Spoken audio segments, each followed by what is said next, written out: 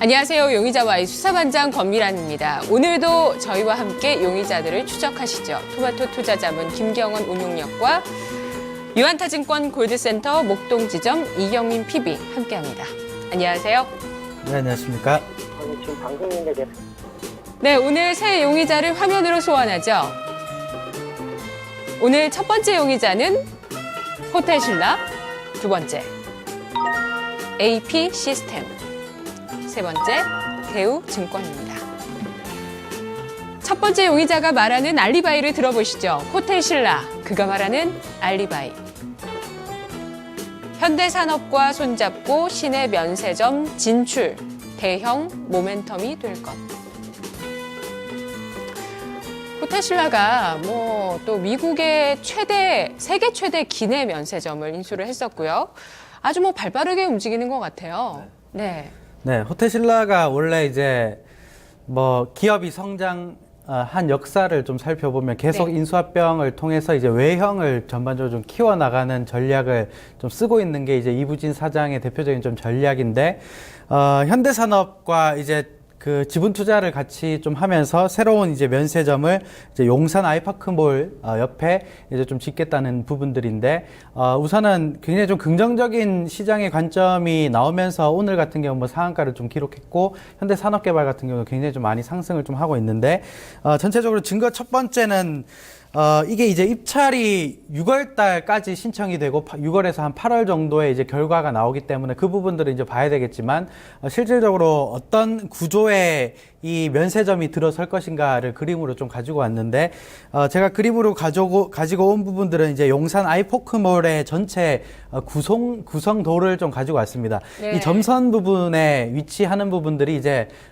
이 호텔신라와 이제 현대산업이 지분 투자를 하게 되는 면세점이 좀 들어설 위치다. 좀 이렇게 보시면 되는데, 여기가 용산 쪽이 원래 이태원이랑 좀 근방이기 때문에 외국인 관광객들이 굉장히 좀 많은 지역 중에 하나입니다. 그래서 뒤에 또 호텔 생기잖아요. 우리나라 그렇죠. 최대 호텔. 네, 서부 T&D가 지분을 좀 가지고 있는 그 호텔도 생기게 되는데, 바로 뒤더라고요. 네. 그래서 그 부분들이 전반적으로 이 입찰이 돼야 되겠지만, 그 부분들이 나오게 되면 증권사 컨센서스 기준으로 이게 지분 투자기 때문에 50% 지분을 가지고 들어가는 것이기 때문에 네. 지배주주 순이익이나 지배주주 영업이익으로 좀 찍힐 텐데 한 22% 증가 효과가 있다고 합니다. 호텔신라 측에 있어서요. 네, 그렇죠. 네. 그래서 그렇게 보면 충분한 영업이익 상승 효과나 이제 연결 이익에 대한 상승 효과가 충분히 나온다. 좀 이렇게 보셔야 되겠고, 이 호텔신라에서 그동안 좀 발목을 좀 잡았었던 부분들이 이제 창의공항, 싱가포르 창의공항의 이제 적자였는데, 적자 같은 경우도 2015년 3분기 정도는 BEP에 도달할 것으로 지금 나와 있기 때문에 이 부분들이 이제 시간이 좀 지나면서 어느 정도 이제 완화가 되는 부분들이고, 그렇게 보면 특별한 이제 악재가 나올 부분들은 없다. 좀 이렇게 네. 보셔야 되겠고, 최근에도 주가가 굉장히 좀 눌린 상태에서 올라왔기 때문에 긍정적으로 좀 본다. 좀 이렇게 보셔야 되고, 두 번째 증거는 이제 거래량이 오늘 굉장히 터지면서 올라갔다는 부분들인데, 굉장히 많이 이 유동성 장세에서 굉장히 좀 많이 소외를 됐었습니다. 소외가 됐었고, 오늘 기술적으로 보면 이제 전환 신호가 어느 정도 좀 나왔기 때문에 그 부분들을 감안하면 충분히 매수 관점, 특히 오늘 같은 경우 상한가에 들어갔기 때문에 나중에 투자 전략을 좀 제시해 드리겠지만, 충분히 상한가가 풀리면 충분히 네. 시장가로 매수 가능한 종목이다. 좀 이렇게 말씀을 좀 드리고 싶습니다. 증권가에서는 입찰 받을 수 있을 거라는 쪽의 가능성을 높게 보더라고요. 네. 어떻게 생각하세요? 네, 아무래도 이제 면세점을 사업을 운용하는 것은 재무적으로도 좀 탄탄해야 되고 경영 능력이 굉장히 좀 좌우가 됩니다. 굉장히 좀 그 지표 항목에서 중요한 사항에 좀 들어 있을 정도로 경영 능력이 굉장히 좀 중요한 부분인데, 입찰을 하게 될 때 그런 부분들인데, 이부진 사장이 예전에도 인수합병을 통해서 면세점 사업을 좀 키워 나왔던 부분들의 경영 능력을 충분히 좀 인정을 받았던 회사 중에 하나이기 때문에 충분히 긍정적으로 아마 결과를 기대해봐도 괜찮을 것이다. 좀 이렇게 보고 있습니다. 네, 현대산업 같은 경우는 건설사인데 거기에 이제 속해 있는 방금 보여주신 아이파크몰이죠. 네. 아이파크몰 같은 경우 보면 지난해 이제 턴어라운드 하기 시작했거든요. 계속 적자였던 기업이었어요. 한 거의 10년 가까이. 근데 턴어라운드 하기 시작한다면 호텔신라도 긍정적이겠지만 이런 현대산업도 면세점을 낙찰받게 된다면 정말 서로 윈윈할 수 있는 또 턴어라운드의 어떤 본격적인 계기가 마련되는 건 아닐까요? 어떻게 네. 보세요? 현대산업 같은 경우는 네. 기본적으로 이제 사업 구조가 주택 사업입니다. 그러니까 네네네. 국내 주택이기 때문에 면세가 추가가 된다면 뭐 시너지라는 부분들은 약간 보수적으로 봐야 되겠지만 없었던 사업 자체가 이제 키워나가는 외형 증가 효과가 있기 때문에 현대산업 같은 경우는 지금은 실적 베이스, 그러니까 주택 실적 베이스로 올라간다고 좀 보시면 되고, 그리고 이 부분들이 낙타를 하게 된다면 추가적인 현대산업에 대한 모멘텀도 충분히 될 것이다, 좀 이렇게 보고 있습니다. 네. 네. 선택을 하자면 그래도 면세만 하는 네, 저는 호텔 신라가 훨씬 면세만 하는 네. 호텔 신라가 좋다는 말씀이시네요. 이경민 PB님 상당히 신의 한 수인 것 같아요. 그러니까 그동안 시내 면세점 허가를 준다. 이것 때문에 호텔 신라가 주가를 조정을 받는 시기도 있었거든요. 그랬던 걸 이제 우리가 같이 투자를 해서 하겠다, 시내 면세점 하겠다는 것을 이제 한 발 이제 나아갔고요. 그리고 그 입지도 상당히 좋은데다가 굉장히 넓어요, 아이파크몰이. 참 기대가 될 만한 부분인데요. 어떻게 봐야 될까요? 네, 우선은 뭐 말씀 잘 하신 것 같고요. 리스크 요인이 뭐 어떻게 보면 기회 요인으로 전환이 됐다라고 보여지고 있습니다. 다른 경쟁자들이 들어와서 면세 쪽 사업 부분에서 이렇게 파일을 가져가는 부분이 아닐까라고 좀 판단이 많이 들었었는데, 그 호텔 신라가 현재 뭐 이쪽 아이파크몰에 그 다른 그 경쟁자들이 아니라 이쪽 호텔 신라가 들어왔다라고 하는 부분은 그동안 약점이었던 부분이 강점으로 변모하는 그런 좀 굉장히 좋은 신의 한 수다라고 좀 판단할 수 있는 그런 부분이고요.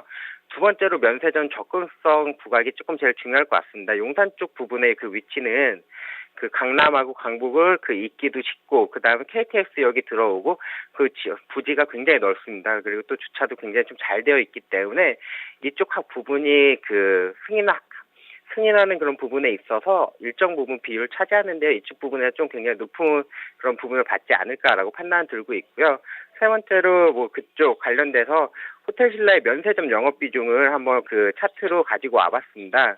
이쪽 부분에서 좀 확인을 해보면 뭐 작년도 2014년도 같은 경우에 그 전체 매출액이 뭐 4분기 놓고 본다라고 하면 813억 중에서 면세 쪽이 한 737억으로 거의 대다수가 면세점에서 그 매출이 발생되고 있는 그런 부분을 확인할 수가 있고요. 면세 쪽의 영업이익률이 한 4.2%로 연결 기준으로 굉장히 좀 높은 그런 부분을 좀 확인할 수 있습니다. 호텔 신라가 이렇게 면세점 쪽에서 굉장히 비중도 크고 영업이익도 좀 잘 나고 있는데요. 이런 부분이 더 확대된다라고 하면 동사에 나쁠 그런 영향은 전혀 없을 것 같습니다. 알겠습니다. 저 호텔 신라의 수사 결과 정리하겠습니다.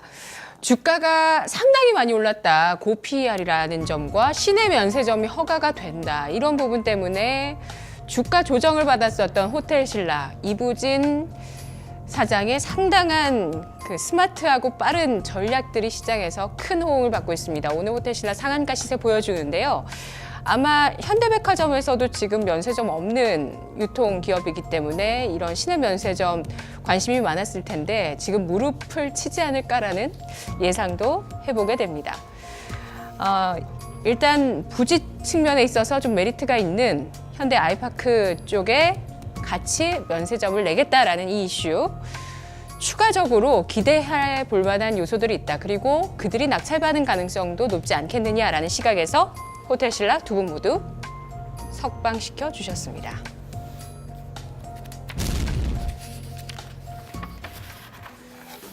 두 번째 용의자 AP 시스템, 그가 말하는 알리바이. 올해 사상 최대 수주가 전망된다. 주가 상승세 지속될 것이다. 진실인가요? 네.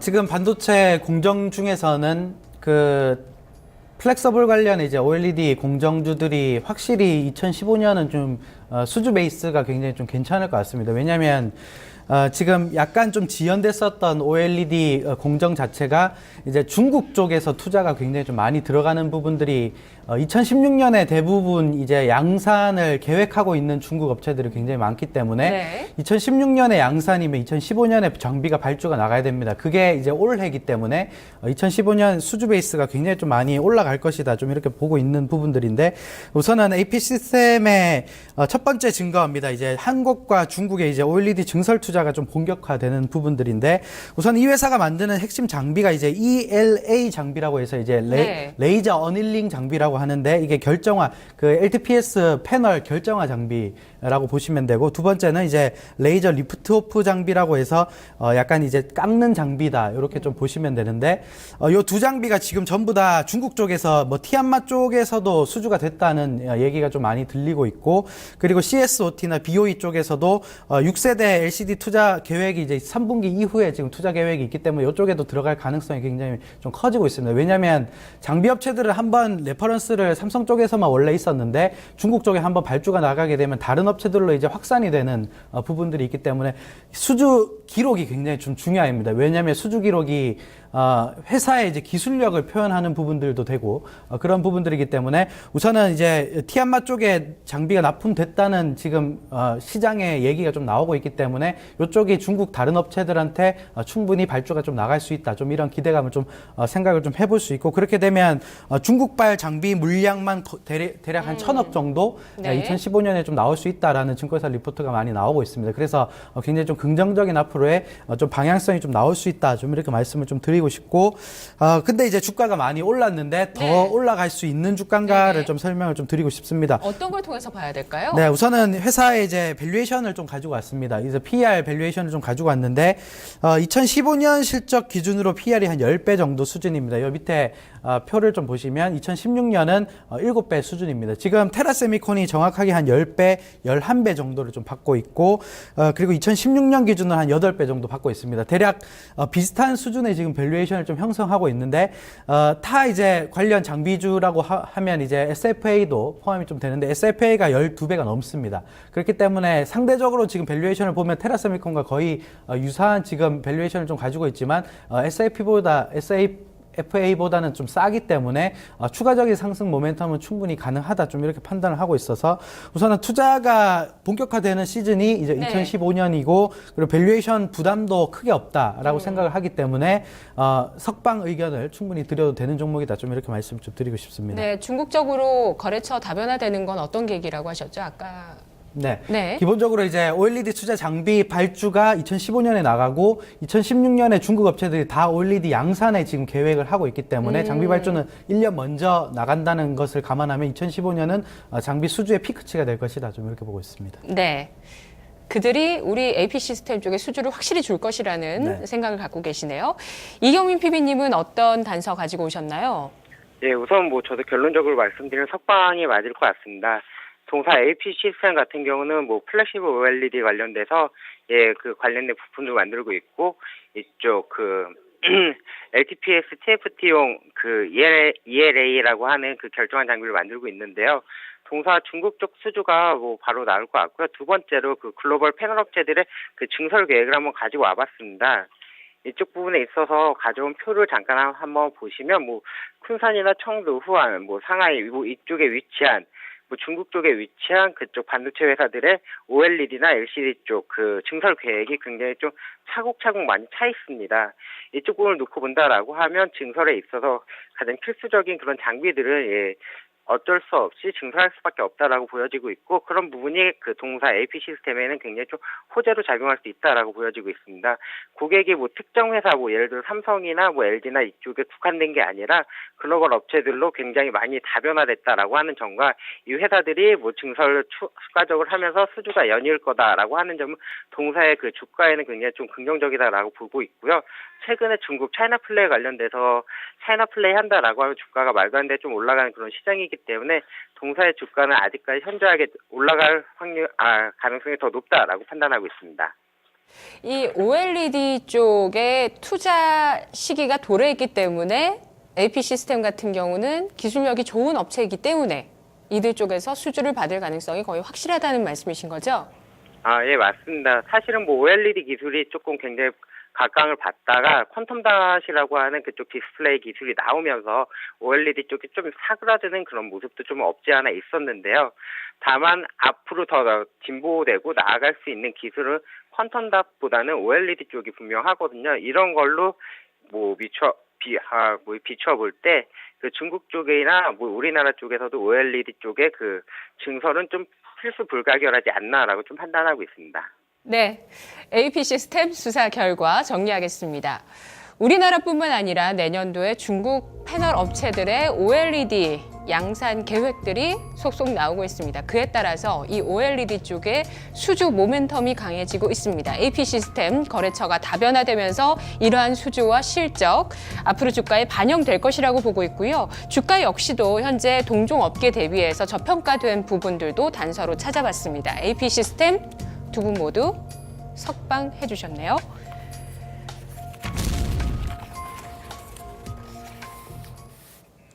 세 번째 용의자는 증권주 가운데 대우증권입니다.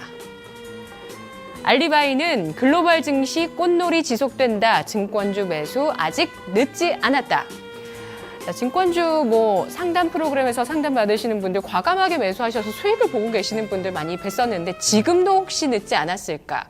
유동성 장세가 상당히 무르익고 있는 분위기인데 아직은 끝까지 치달았다 이런 분위기는 아니거든요. 네. 가능할까요? 네. 중요한 부분은 1, 2, 3월 달이 증시 호황이지 않았습니까? 네. 근데 이제 1, 2, 3월 달이 1분기입니다. 1분기인데 4월 달도 굉장히 좀 좋다는 거죠. 그러면 1분기 실적이 굉장히 좀 기대되는 업체들이 이제 증권주인데 네. 2분기도 기대될 수 있는 업황이 지금 타고 있기 때문에 그 부분들이 저는 굉장히 좀 긍정적으로 좀 볼 수 있다. 왜냐하면 1분기 실적이 다 반영된 것 같지만 2분기도 남았습니다. 근데 2분기 4월 달이 너무 좋기 때문에 지금 유동성 랠리가 계속적으로 좀 이루어지고 있는 부분들인데 우선은 이제 당장 나올 실적은 이제 1분기 순이익 예상치가 지금 브로커리지 이익이 좀 급증하는 모양새가 아마 나올 것 같습니다. 그래서 순이익 기준으로 1,094억 지금 예상치가 잡혀 있는데 이게 거의 한 2,000% 정도 QOQ로 증가하는 수치입니다. 작년에 전반적으로 좀 안 좋았었던 부분들을 이제 딛고 일어서서 거래량이 굉장히 좀 많이 올라가고 있고 그런 부분들이 1분기 실적으로 그대로 좀 찍히지 않을까 좀 이렇게 보고 있고 대우증권 같은 경우도 1분기 아마 서프라이즈 수순 그리고 증권주 같은 경우는 키움증권과 메리츠증권 그리고 대우증권이 아마 서프라이즈가 굉장히 좀 크게 나올 것 같고 전반적인 증권주들이 다 서프라이즈 수준의 지금 실적을 좀 기록할 것이기 때문에 네. 1분기 실적에 대한 기대감으로 그리고 이제 2분기에 대한 기대감으로도 충분히 저는 긍정적으로 좀 본다 좀 이렇게 보셔야 되겠고 그러면 이제 어디까지 더 올라갈 수 있을 것인가가 가장 중요한 것 같습니다. 네. 두 번째 부분인데 유동성 랠리에 대한 최대 수혜주는 증권주입니다. 근데 증권주의 예전에 이제 유동성이 화랑이었을 때의 주가 상단을 좀 제가 체크를 좀 해왔는데 차트를 좀 보시도록 하겠습니다. 제가 차트를 좀 가지고 왔는데 2008년도 때 그러니까 금융위기를 겪고 나서 증권주가 한번 올랐었던 당시가 고가 이게 대우증권 지금 월봉 차트입니다. 대우증권 월봉 차트인데 피크를 찍었던 당시에 그 주가가 25,000원을 찍고 내려온 적이 있는데 이때 정확하게 PBR이 1.4배 정도 됐습니다. 1.4배에서 1.3배 정도 피크치를 띄었던 부분들이 있는데 지금 증권주들이 자기 자본으로 굴리는 이익에 대한 포저가 100% 자기 자본으로 이제 이익을 굴릴 수가 있는 구조가 됐습니다. 이 법이 바뀌어서. 네. 그렇게 돼서 이제 PBR이 좀 더 높아진다고 하정할 때 왜냐하면 자기 자본으로 돈을 굴려서 이익을 올릴 수가 있기 때문에 그렇게 보면 1.4배 정도의 예전 고점 수준은 충분히 돌파 가능하지 않을까 좀 이렇게 판단하고 있고 오랜만에 지금 증권주들이 유동성으로 인해서 올라가는 시세이기 때문에 예전의 유동성만큼의 시세를 충분히 터치한다고 가정하면 대략 목표 주가는 한 23,000원까지도 충분히 나올 수 있는 회사가 아닌가 좀 이렇게 판단을 좀 하고 있기 때문에 지금 PBR 기준으로 1.2배입니다. 1.2배에서 1.1배 수준이기 때문에 추가적인 상승률이 충분히 가능하다 좀 이렇게 보고 있습니다. 네.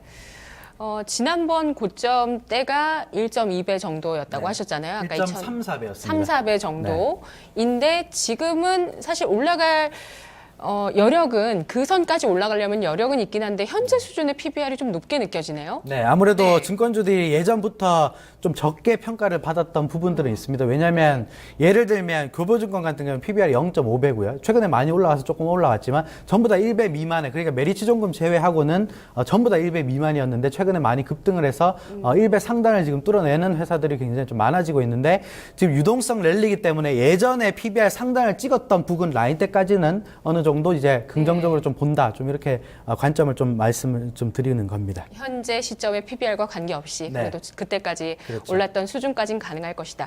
증권주의 북밸류는 자산인가요? 네. 자본인가요? 자산입니다. 자산. 네. 네, 자산으로 보셔야 되고 이제 자기 자본이익률은 ROE지 않습니까? 네네. EPT는 이제 자기 자산 그러니까 자기 자본으로 보시면 되고 이제 부채를 다 포함한 게 이제 자산이기 때문에 ROE가 높아지는 부분들은 이제 자기 자본 그러니까 ROE로 보시면 되고 그리고 자본 북밸류 같은 경우는 자산으로 보시면 부채까지 된다. 합쳐서 그렇죠. 예, 네, 그렇게 자산이 보시면 됩니다. 북밸류다. 네. 부동산 이런 게 아니라. 네, 예. 이경미 PB님, 자 지금 유동성 장세의 꽃인 그 증권주가 상당한 시세를 보여주고 있는데 대우증권 더 갈 수 있을까요?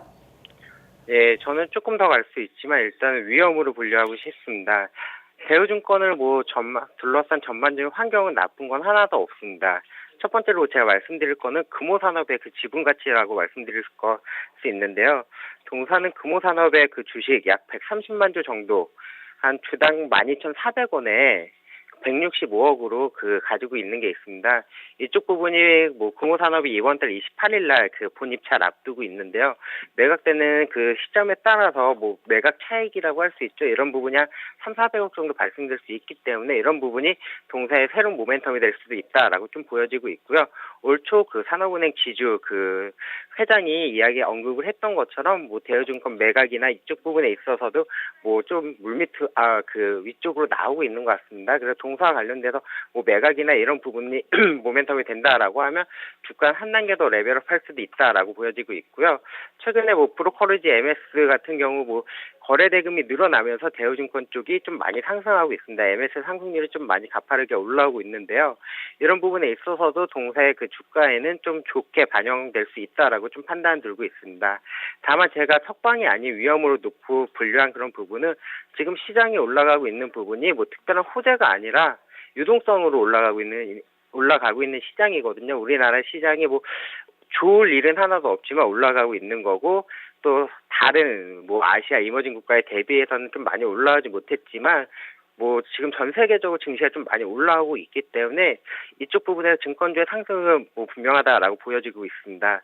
다만 순환매적인 측면으로 고려를 한다라고 하면 증권주가 거의 끝자락에 순환매가 들고 새로운 순환매가 시작이 되기 때문에 지금 증권주 좀 많이 가파르게 올라온 상황에서 증권주를 더 끌고 가서 이 탄력을 보느냐라고 하는 부분에 있어서는 저는 상승 탄력이 조금 둔화될 수 있다라고 좀 판단하기 때문에 단기적으로는 저는 위험으로 좀 분류하도록 하겠습니다. 네, M&A도 기대된다는 말씀이세요? M&A 모멘텀은 뭐죠? 두 번째 증거.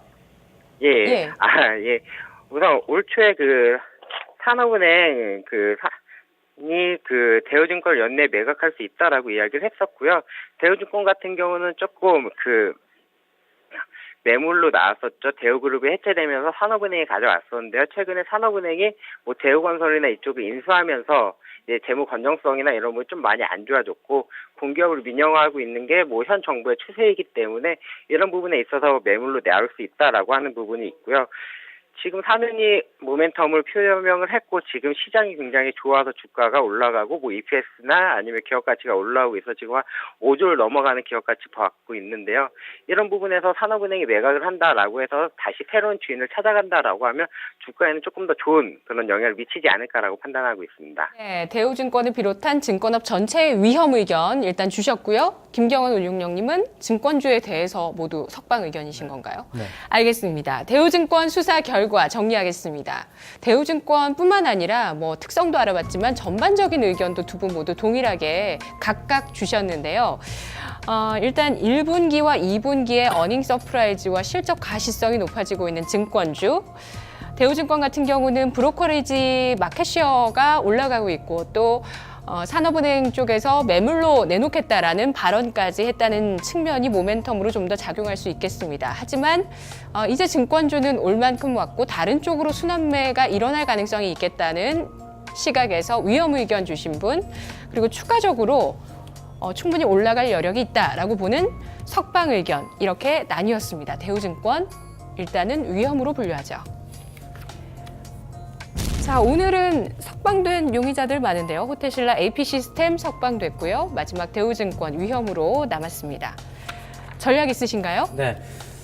저는 세 종목 다 석방입니다. 세 종목 다 석방이고 세 종목 다 공통점을 찾자면 업황이 다 좋은 섹터입니다. 업황이 다 좋은 섹터라서 네. 참 좋은 세 종목이다. 좀 이렇게 말씀을 좀 드리고 싶고 그 중에 이제 호텔신라의 투자 의견을 좀 가지고 왔는데 오늘 상한가에 들어갔기 때문에 내일장을 보시면서 대응을 하시면 되는데 저는 12만 원 아래권역에서는 무조건 매수가 가능하다. 좀 이렇게 판단을 좀 하고 있습니다. 오늘 11만 3천 원 정도인데 상한가가 풀리면 바로 매수 가능한 종목이다. 좀 이렇게 말씀을 좀 드리고 싶고 박스권 상단이 이제 13만 5천 원을 목표가로 잡고 그 아래권 역에서는 충분히 사도 된다. 좀 이렇게 말씀을 좀 드리고 싶습니다. 네, 손절가는 얼마죠? 네, 손절가는 10만 5천 원으로 드리도록 하겠습니다. 네, 이경민 PB님은 어떤 용의자 보시나요?